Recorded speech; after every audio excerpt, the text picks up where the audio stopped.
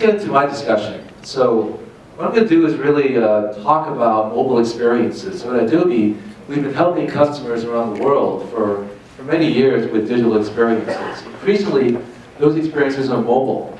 So I'm going to ask the first question to get a sense of who you are and what you do. So how many of you in the audience provide mobile applications to your customers? So apps that folks can download into the app stores, raise your hands please. A few, okay. So just a few. The reason why I'm asking the question is because it's a common question I get asked from customers is, should I focus on a mobile web experience or mobile apps? And it really depends on the nature of your business. Typically we see that mobile applications are used by companies that have a high frequency of interaction with their customer, especially in a loyalty-based program. So think of your favorite airline or hotel. You're going to use the mobile app in most cases. But let's take a look at this because there's a lot of interesting trends around mobile. And what I'm going to do first is kind of talk through how we think about the mobile lifecycle experience, some of the key trends, and actually present two case studies from Adobe customers. So let's begin with the mobile experience lifecycle. This is different because when we think about mobile applications, obviously we have to build that experience. But the big challenge for many folks is the fact you have to deploy this application across different platforms and multiple app stores. But once you have that experience, the big marketing challenge for those of you in the room who are marketers is acquisition. Acquisition across the app stores is really a black box. It's not really a science at this point in time. In addition to that, analyzing or understanding consumer behavior is another big challenge because there's variations of behaviors across whether someone's iOS or Android, different versions of the application, different devices, whether it's your smartphone or tablet. And then actually the next frontier, which we call engage, is how do you get people to use the app over time? That is actually the most pressing challenge I hear from marketers. So let's talk about this from the standpoint of trends. I'm going to focus specifically on marketing. So we conducted a survey last year to ask marketers, when it comes to applications, how are you driving downloads through the app stores? And clearly, paid media is one of the most popular methods for driving downloads. In fact, over $3 billion of spend. A lot of this revenue is actually going to Facebook. Facebook's mobile advertising business is really their biggest part of their portfolio right now. And so you're seeing ads in the Facebook news feeds to drive an app download. But also folks are using owned media, earned media. There's really a mix. So think about the marketing mix of how you drive acquisition on the web. You need to think about the same kind of strategies for apps. In addition, apps on a global basis, it's really a global phenomenon. And this is data from Adobe where we analyze app launches across different countries around the world by industry.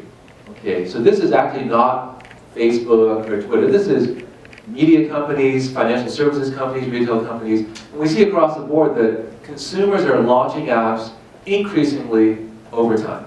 Okay, consumers do prefer apps in many cases because the experience, for most parts, is faster. Okay, mobile web, you've got slow page load times, you have to go through multiple screens to get to what you want. A really well-designed app is very, very fast and very, very easy to accomplish certain tasks. The big challenge, though, is we think about this from a marketing perspective, and this is also data that we analyze across industry, is that once you have the user they download your app, over time, what this chart is saying is that their usage will decrease over time. And so initially, you'll get a lot of app launches. Over time, it's going to decrease. And this is really the engagement challenge. So thinking about how to drive people back through the application, whether it's through media, through experiences, is the big thing we need to focus on. So what I'm going to do is talk about a couple of success stories of customers that are doing this effectively. And the first brand is Major League Baseball. So certainly they have a presence here in Toronto. Those are the Blue Jays. Let's talk about and understand what they're doing.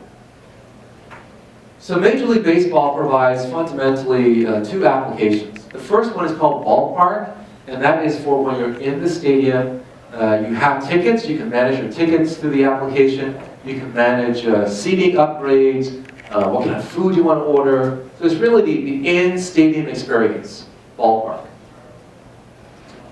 The second app is called At That. It's really for consuming video content, in many cases live streaming video of the baseball games on your iPhone, tablet, whatever device you have.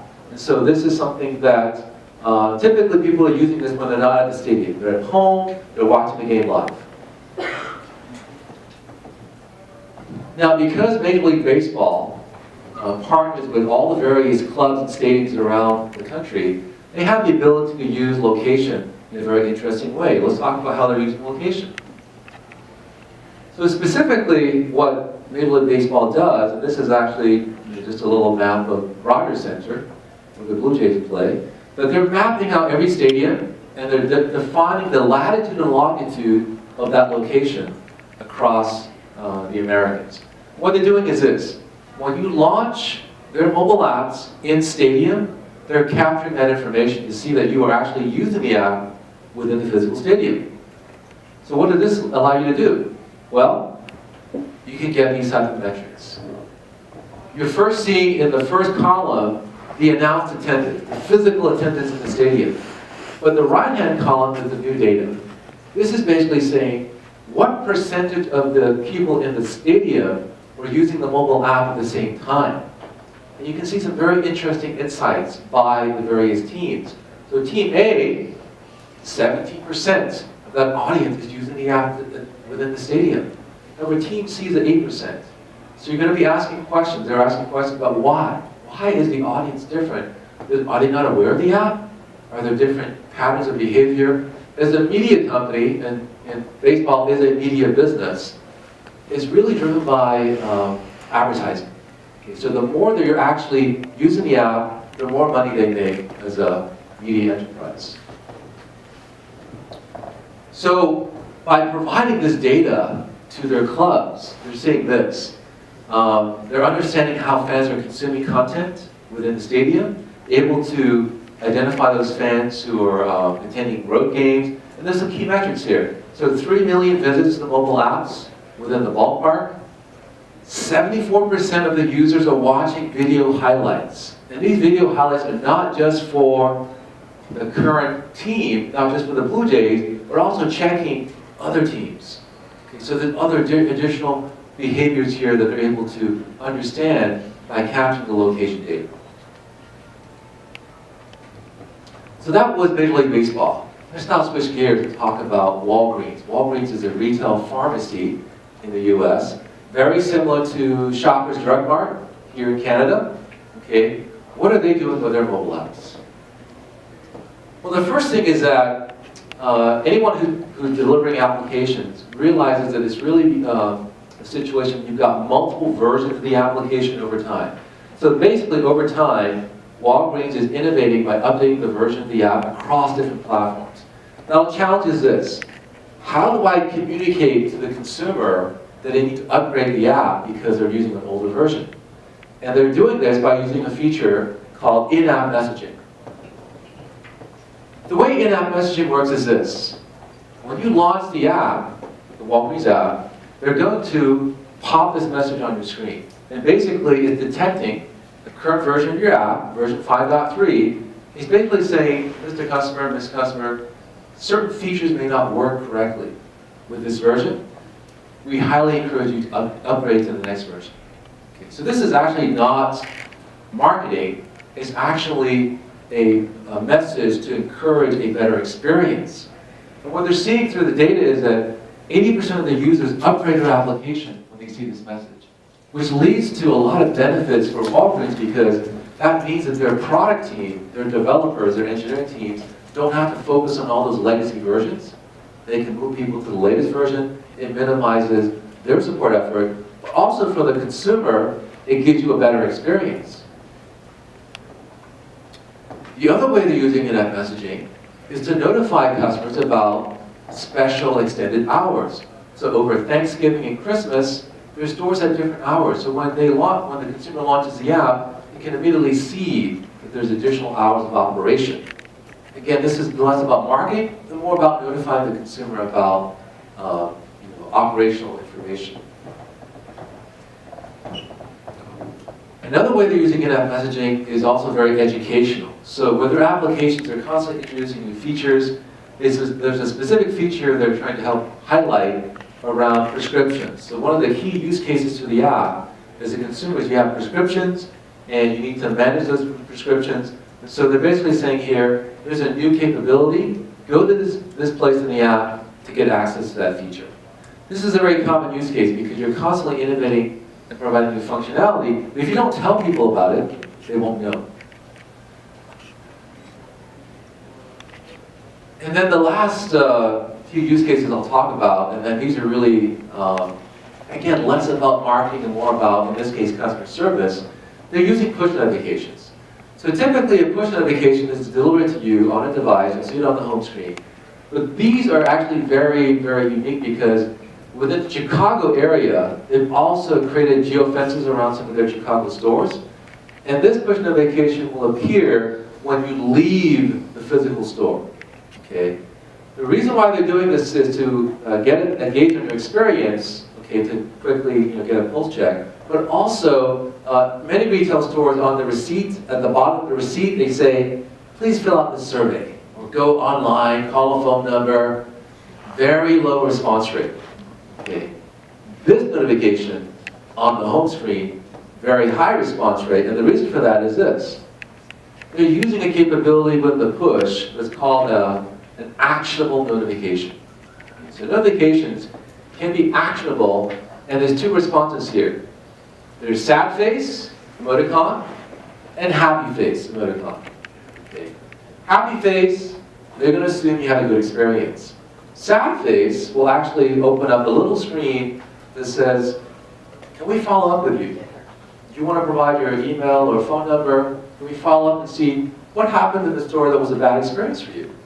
Okay, so a much better way to gather information about your customers and request survey information versus printing out those physical receipts, which are not real. Now, Walgreens is also quite innovative from the standpoint of, I told you that prescriptions was one of their key use cases. They're also making these notifications so that they are notifying you when the prescription is ready for refill, and also actionable. So there's actually there on the right-hand side a button, refill. When you press refill, it will actually process that prescription through your favorite Walgreens pharmacy. So this is a way to use messaging and notifications through apps to provide better services, provide a better experience. And I think this morning we heard from one of the other speakers who talked about neuroscience, how providing that experience where people connect your experience to the brand. Mobile increasingly is how people perceive your brand. So ensuring that these are really top-notch experiences is critical. The last thing I'll mention is that Walgreens is at the cutting edge of some of these technologies. So this is actually a screenshot of their Apple Watch application. Okay, so there are consumers who have Apple Watches. There are apps specific to Apple Watch. The use cases are emerging, but the most common use case they found is around notifications. It's a small screen. So refill reminder makes a lot of sense. Making it actionable makes a lot of sense. And so if you are dealing with a consumer audience that's using wearables, especially Apple Watches, think about your notification and messaging strategy when it comes to these devices. So just to summarize here, some key takeaways from some of the trends and the success stories. The first one is that increasingly folks are using paid media and various forms of media to drive downloads of their applications. You absolutely must be tracking these campaigns to optimize your acquisition costs. It can be quite expensive if you're especially paying for this on Facebook. So tracking, measurement, and analytics is very critical.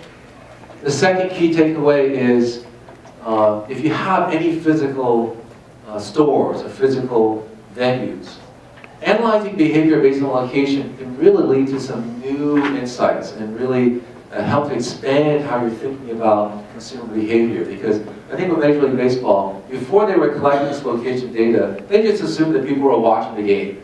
And that's all they were doing. And that's not true. They're actually doing multi-screen. They're doing stuff in the app, they're watching the game, they're sharing with a social network. The last thing is around engagement. So as we saw with Walgreens, the use of these in-app messages. Think about use cases beyond marketing promotions, and think about how you can improve engagement with the user, whether it's operational success, survey requests. That's really how you can better engage with your customers, is that you're moving beyond a transactional mindset and a pure marketing mindset into how you can make this a great experience at every step in the journey. So with that, I'm going to thank you for your time and attention. I'll be glad to take additional questions as we move to a break. But feel free to contact me if you have any additional questions about mobile. Thank you.